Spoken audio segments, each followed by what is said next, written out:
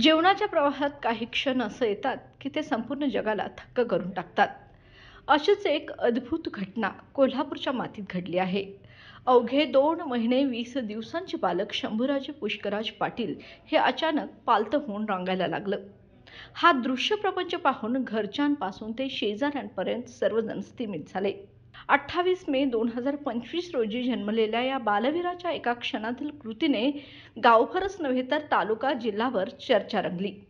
सामान्यतः बालक 6 ते 12 महिन्यात रांगायला लागते, मात्र या बालकाने इतक्या अल्पवयात पहिले पाऊल टाकल्याने लोकांच्या तोंडून एकच उद्गार फुटले, हे केवळ चमत्कारच म्हणावं लागेल. शंभूराजे हे भारतीय जवान पुष्कराज पाटील आणि मोहिनी पाटील यांचे सुपुत्र. वडील देशसेवेसाठी छत्तीसगडच्या नक्षल प्रभावित भागात कार्यरत असताना मुलाच्या या चपळाईतून वीरतेचे, धैर्याचे रक्तस्नात वारस दिसून येते, असं ग्रामस्थ म्हणतात.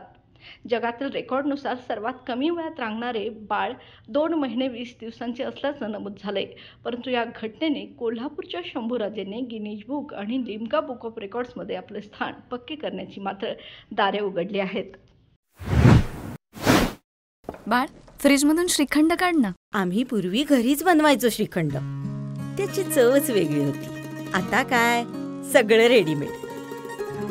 आजी, हे श्रीखंड खाऊन बघ. आज तुझ्या आईनं घरीच बनवलं की काय? हे आहे गोकुळचं श्रीखंड. अगदी जिभेवर रेंगाळणार. जिभेवरच नाही तर मनावरही रेंगाळणार. गोकुळ श्रीखंड, मनावर रेंगाळणार.